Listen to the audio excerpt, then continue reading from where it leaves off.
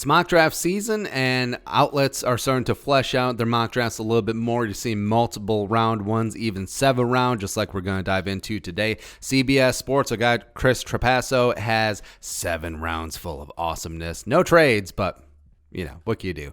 And the Vikings have 10 picks in the upcoming draft. First, a couple of thirds, 4 fourths, etc. So let's dive on into what Chris gave the Vikings. Up at 14, defensive end Kwity Paye, F.U. Pay Me, Michigan, 6'4", 272. He is the best edge in the class, kind of a down edge class, but a physical freak, agility, motor, a high character, leader type player. Peak season 2019. 37 pressures, 6.5 sacks, 80.9 PFF grade. 2020 got dinged up, 2 sacks in 4 games before opting out. 22 pressures, 86.3 PFF grade, including 87.3 pass rush grade. But of course, one of those games was against the Gophers, where the entire offensive line was out due to COVID, but whatever.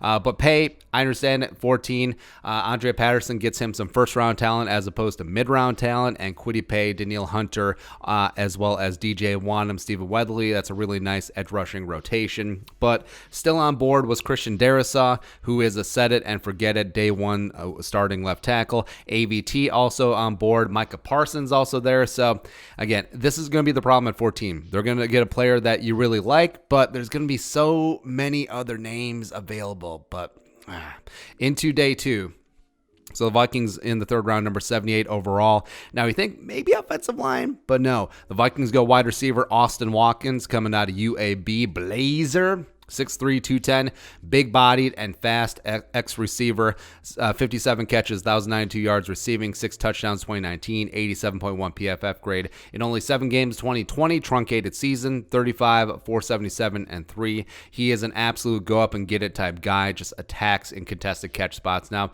a little bit surprising, since this is a deep wide receiver class, that you go Watkins right here. You probably could have gotten Nico Collins later on, Simi Fehoko, etc., but many other needs, I get it. Plus, Watkins doesn't give you any return flexibility, but I mean, eventually down the line, it could be Watkins and Jefferson. You're pretty good with that. Next up, so now you're thinking offensive line, but at 90 overall, Vikings go 3-tech Davion Nixon coming out of Iowa, 6'3", 305. Now, he is not Jaleel Johnson. He is built different, man. Quick first-step penetration. Last year, 21 pressures, 5.5 sacks, 13.5 tackles for loss. Is going to be great value in the 3rd to platoon on that defensive line. So you got Dalvin and Pierce in the middle on early downs. Then you got Davion Nixon coming off the bench. Maybe you work James Lynch in there. I don't know. But the problem is, even though I like all 3 of these players a lot, you're coming out of day 2 with 0 offensive line. And given the Vikings' inertness in free agency and trade so far, that's a little bit worrisome. It is, because now the talent drop-off as you go into day 3 is pretty precipitous up front. But finally, in the 4th round, 119 overall, the Vikings go offensive line. James Hudson, the tackle out of Cincinnati, 6'5", 308. More bounce for the ounce. Desmond Ritter's blindside protector. Came in as a transfer from Michigan. He was formerly a defensive tackle. Great size, solid athlete. Still raw, but the upside is certainly there. Only has 1 year of experience at offensive tackle. 75 PFF grade last year. Only allowed 6 pressures, 0 sacks. Was all-conference AAC. Plus, you saw in the Peach Bowl how after he went out with the really dumb penalty, that Aziz just took that game over. So, like Hudson's upside, you like his athletic ability. He's a scheme fit. He certainly could kick inside as well, where using that defensive tackle prowess, I think that he could be a guard potentially long-term. So I'm not married to him being a left tackle. But the problem is, he might not start week 1. A 4th round pick coming in doesn't necessarily give him the clout and cachet, given Dennison and Zimmer is like, okay, man, we're always hard on rookies anyway. Do we feel safer with Dozier? Maybe, hopefully, for the love of God, can Oli Udoh and Kyle Hinton actually get involved in a square competition, not one that is rigged, not one that is automatically going to go to Samia and Dozier and Rashad Hill? Can we do that, please? So that's the problem. So the Vikings do finally get on the board with offensive line, but I don't know if he contributes right away as a rookie, and that kind of sucks. Also in the fourth round, 125. Zimmer always gets his cornerbacks. Ambry Thomas coming out of Michigan, a guy that I like a lot, 6 foot, a buck 83. Solid size, good instincts, good hips, is an absolute alpha out there. Last year, 80.8 PFF grade, 3 picks, 3 passes broken up, 56.3 quarterback rating when thrown at. Great value in round 4. Plus, with the issues of Jeff Gladney, adding some more young cornerbacks to his room isn't going to hurt. 134, also adding to the DB room, safety DeMar Hamlin, coming out of Pitt. 6'1", a buck 95, was a 4-year starter for the Panthers, and is a really solid all-around safety. It's one of those jack of all trades, master of none. Can play in the box, can play in deep coverage, can play split safety, can play single high, can do everything. 63.4 PFF grade in 2020, including 87.2 versus the run. Decent pickup as a developmental safety. I don't think he supplants Xavier Woods or even Josh Metellus on the safety depth chart, but certainly could work his way up, playing some special teams, and then a couple of years from now, maybe he'll crack the starting lineup.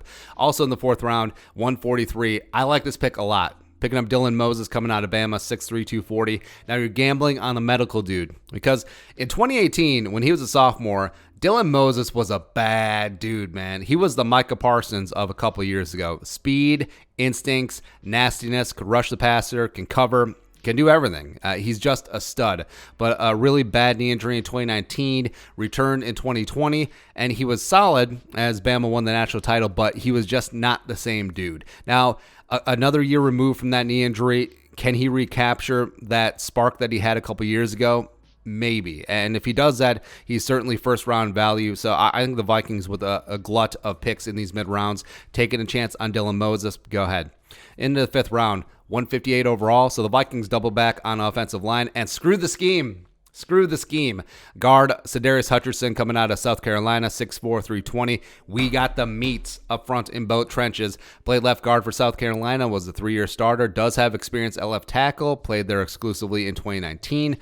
But has size, rogue grading ability, can stay low, is a pretty solid late-round prospect on the offensive line. 74.9 PFF grade in 2020. Also, his former teammate, Zach Bailey, who's built similarly, was on the practice squad last year and was signed to a futures contract. So now the Vikings are just loading up on dudes with size, with anchor, who are thick. THICC. Hutcherson could be in that mix to compete for a backup spot. I don't think that he snatches up any higher than that to start, but we'll see what happens in a couple years.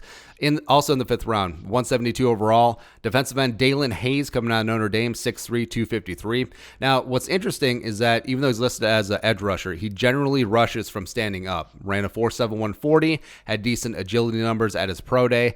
This could be an Anthony Barr replacement. I could easily see Zimmer converting him from an edge rusher into a Sam linebacker in his defense. 79.3 PFF grade, 81 versus the run, 17 tackles, 6 tackles for loss, 33 pressures, 3 sacks, 1 interception, 2 forced fumbles, and a partridge in a pear tree in 2020. Intriguing flex player at this stage of the game. And lastly, Vikings wrapping it up, 6th round, 201.